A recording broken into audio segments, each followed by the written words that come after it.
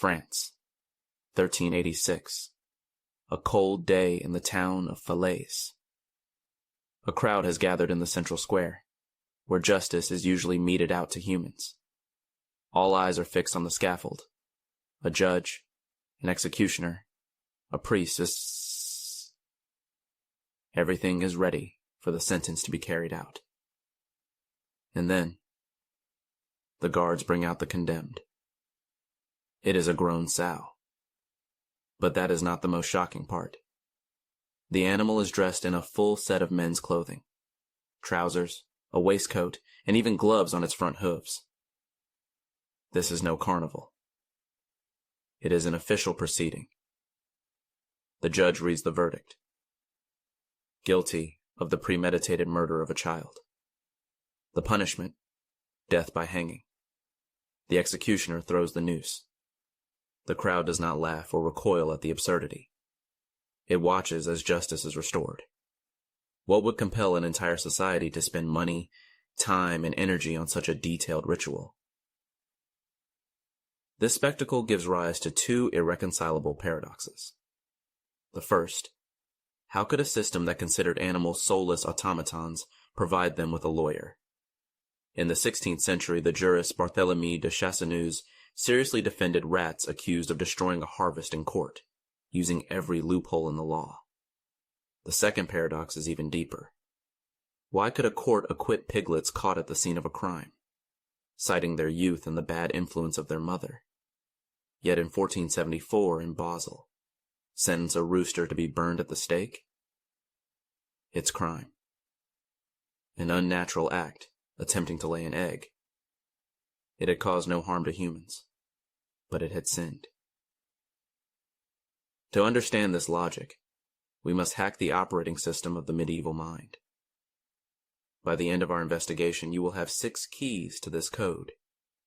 You will learn how an animal became the accused, how it got a lawyer, where the devil was sought in its actions, what the sentences were, why society needed this mirror of justice, and why this entire system ultimately collapsed. You will stop seeing it as savagery. You will understand why, for the people of that time, executing a pig was an absolutely logical and necessary act to maintain world order. In 4 minutes, you will see how a biological anomaly in an ordinary rooster led to an accusation of witchcraft and a full-fledged arrest. Basel, 1474. A rooster's biological anomaly, attempting to lay an egg, is transformed into a legal charge. To the medieval mind, this was direct proof. The bird had made a deal with the devil. But this was not vigilante justice by an angry mob. The process was initiated by a formal complaint from the community, which was accepted by a judge. He sanctioned a full-fledged arrest. The figures, however, shatter the image of a simple ritual. The arrested animal was held in the city jail. All expenses for its food, guards, and the future executioner's services were paid from the treasury at the same rates as for a human. Through a formal arrest, the animal ceased to be mere property.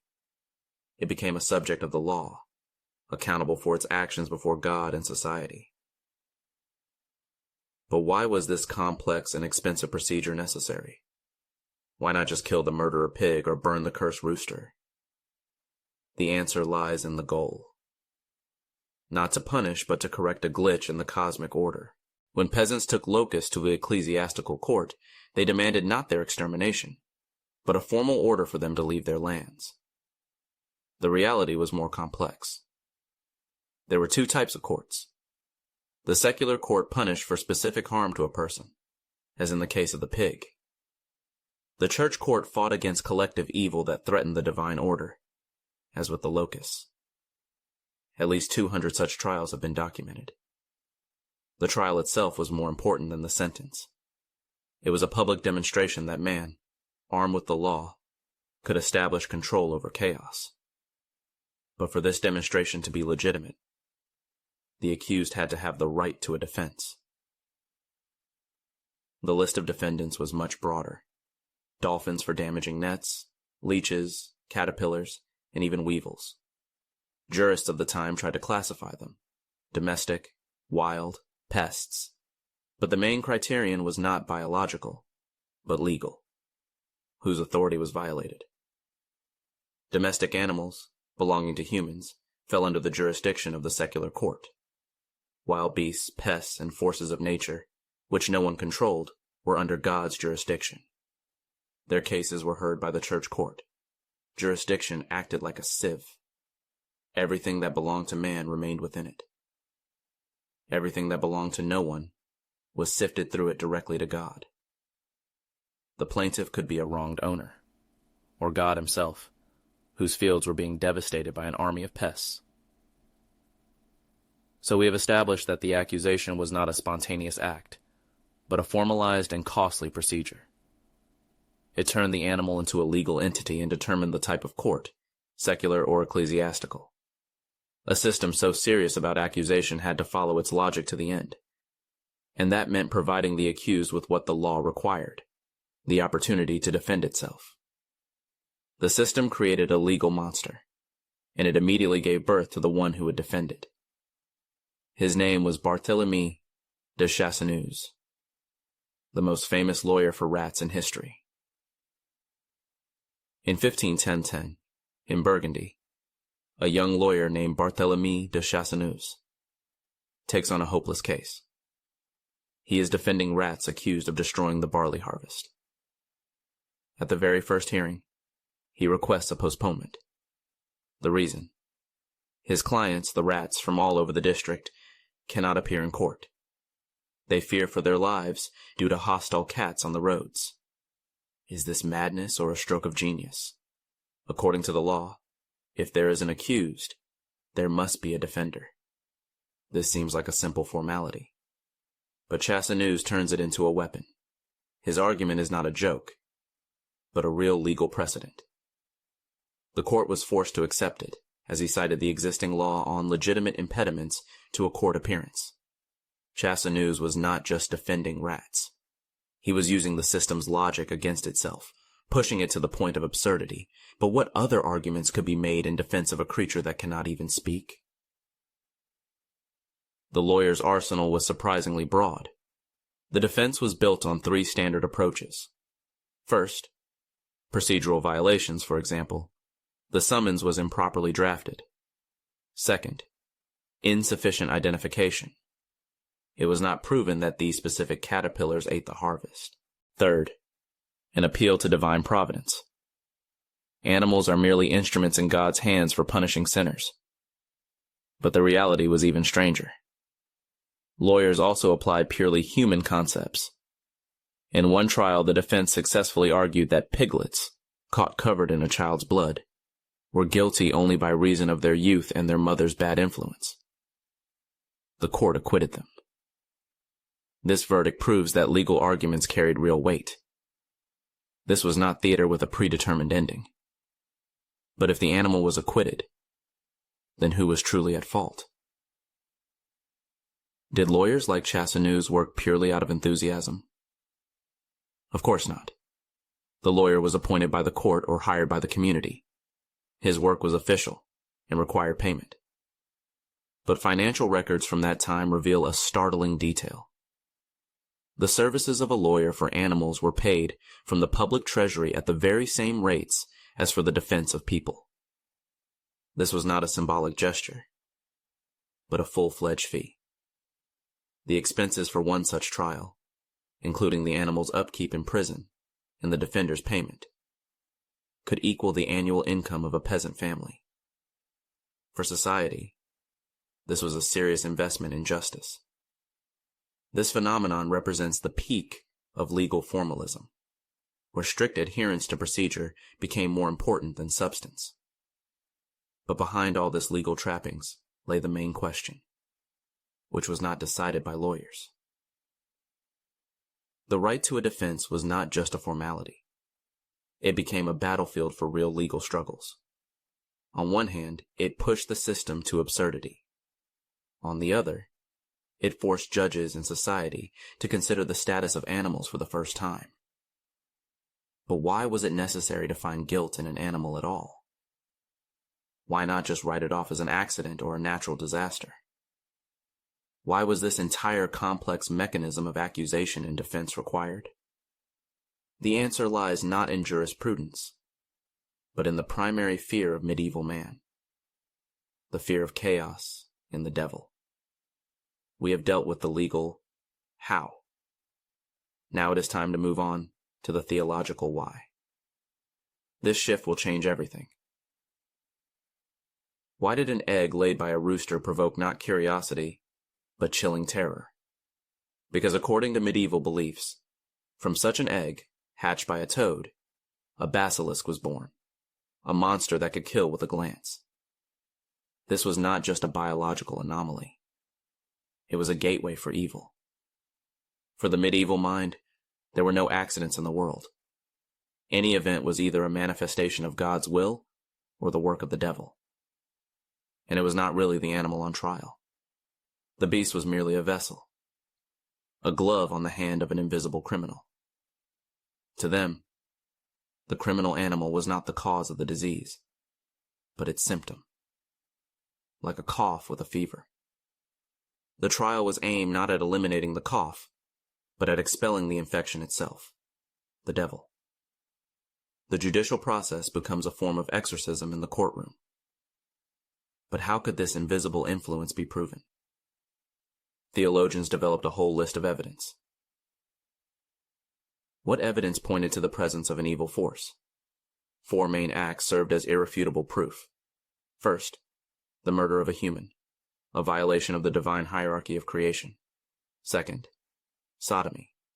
Third, inexplicable aggression. Fourth, working on a Sunday, for example, when an ox plowed a field on its own. And, of course, a rooster that laid an egg. But the scale was even grander. Entire plagues of locusts or mice were perceived not as natural phenomena, but as the devil's army, sent to punish Christians for their sins. Therefore, excommunicating pests was not a punishment. It was a legally binding order for the demonic force to leave Christian lands. An ultimatum. Once guilt was proven, this logic led directly to the need for a public demonstration of victory over evil, the passing of a sentence. But there were obvious causes for disasters: plague, crop failure, famine. Why was a supernatural culprit needed? In an unpredictable world where a whole family could die from a drought, the court provided an illusion of control. It turned chaos into a solvable problem with an identifiable enemy. But the real reason was deeper. The court was a way to redirect social tension. It was easier and safer to blame a neighbor's pig than to admit that the world was unjust, or that people themselves were to blame.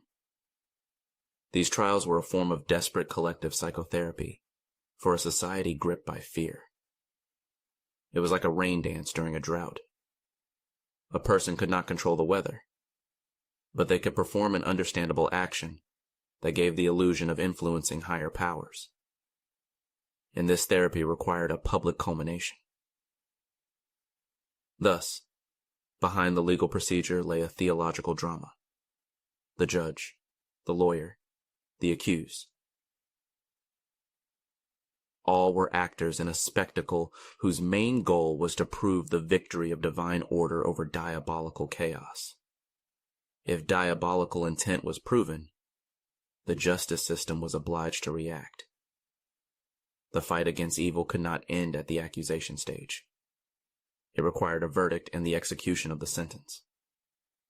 In the next chapter, we will see the arsenal of punishments in this metaphysical war and witness the public executions that were meant to symbolically heal society.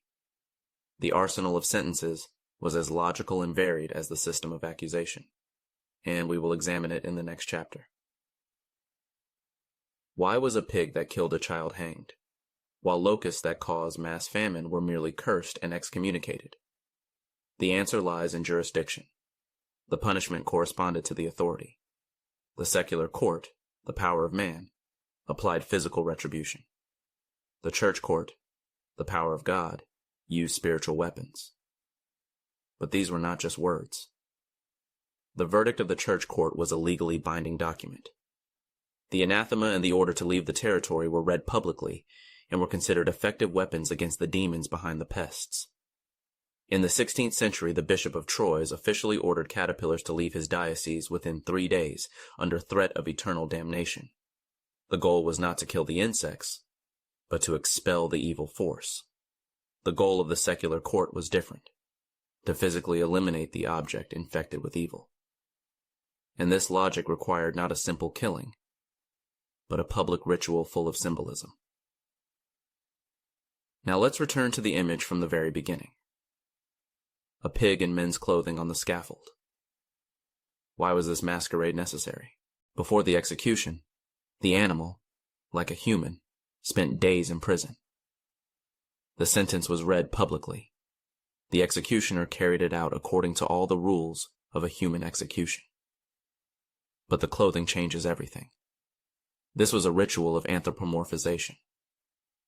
For an execution under human law to have legal and moral force, the animal at the moment of punishment had to symbolically become a human criminal.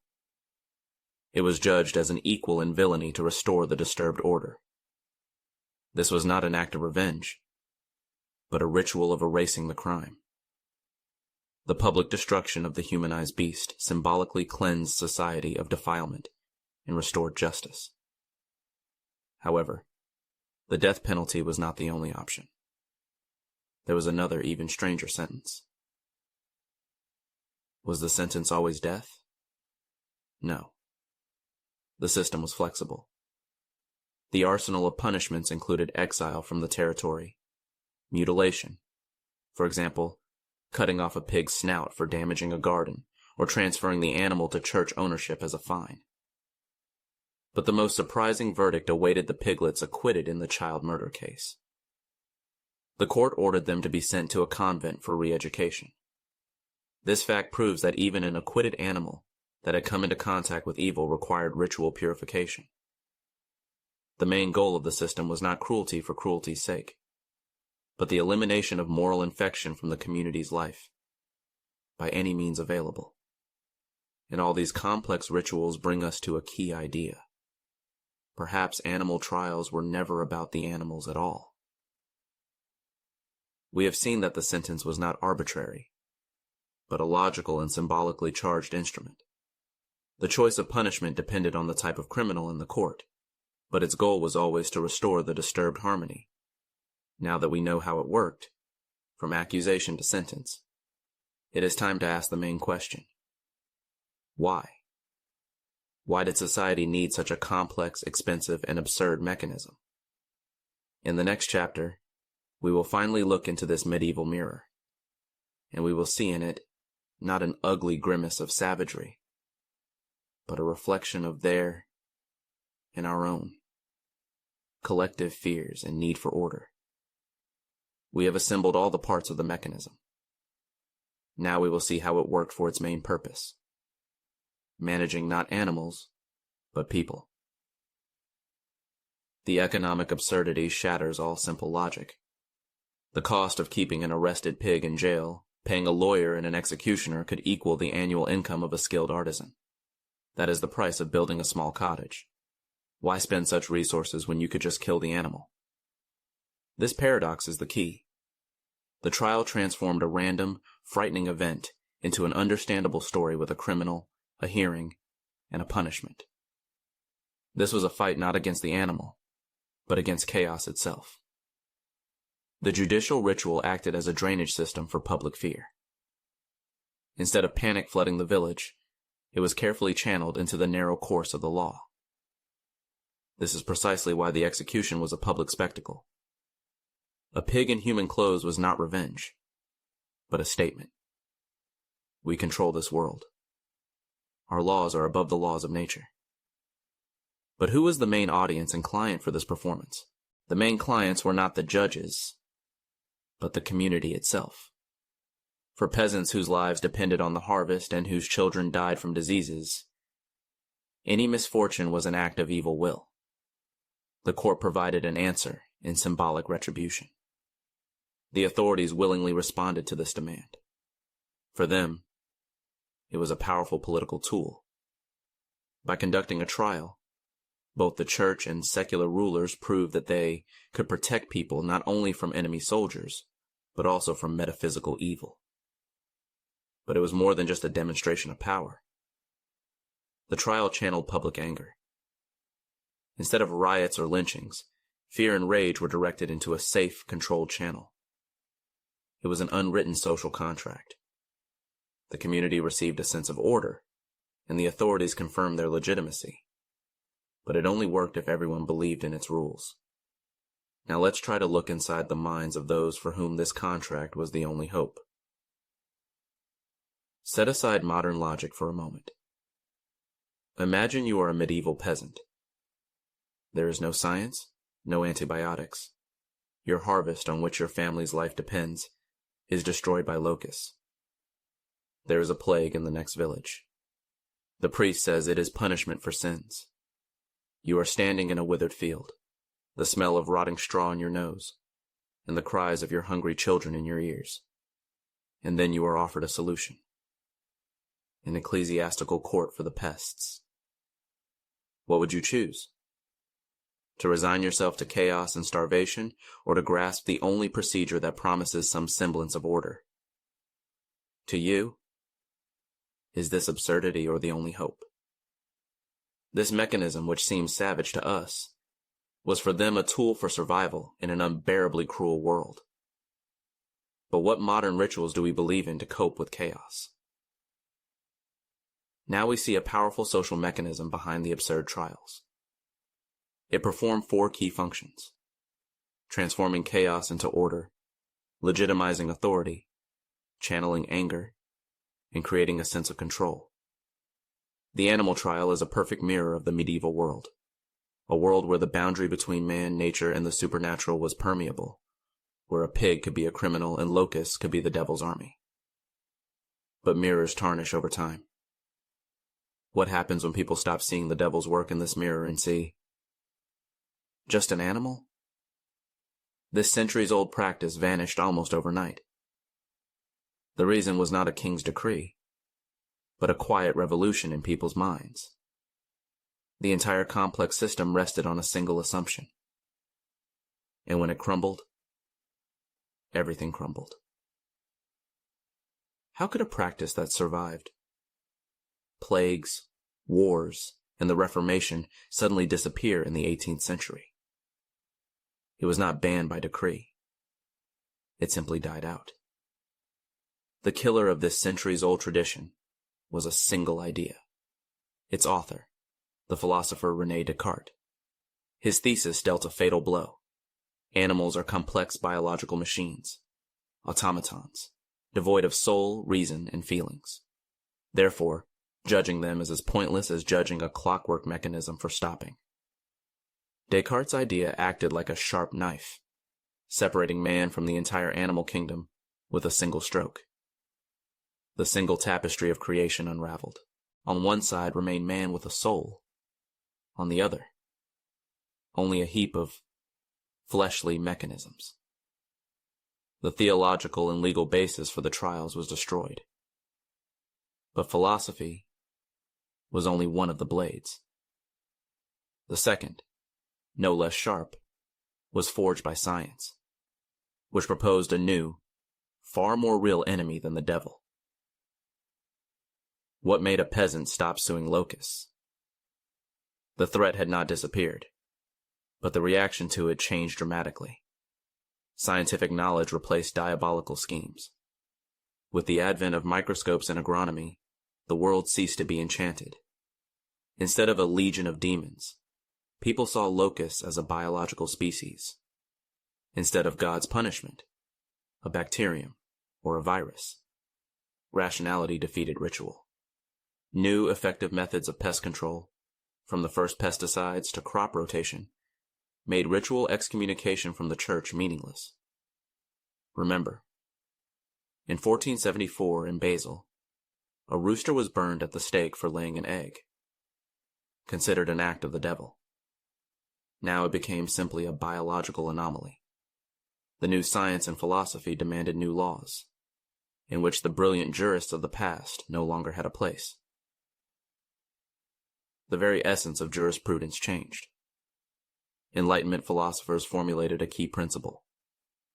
The law is applicable only to those capable of understanding it, to rational beings. Let's recall Barthélemy de Chasseneuze, who defended rats in 1510. Back then, his arguments were the height of legal craftsmanship, but by the 18th century his case was seen as a curious anecdote, a symbol of the barbaric and dark ages. What was once the supreme expression of logic became a symbol of its absence. The disappearance of animal trials was the final act marking the birth of modern justice, where intent plays a key role. We have traveled from a world where a pig was dressed in trousers before its execution to a world where it is merely a resource. In the finale, we will look at what we have gained and what we have lost in this transition. The disappearance of the trials was not caused by a single factor, but by three powerful forces acting in concert: philosophy, which separated man from nature; science, which provided new explanations for the world; and jurisprudence, which focused on reason. The death of the last animal trial marked the death of an entire worldview. Symbolic thinking, where everything was a sign, was replaced by rational thinking, where everything is an object of study. We began with a shocking execution and ended with the quiet death of the idea itself.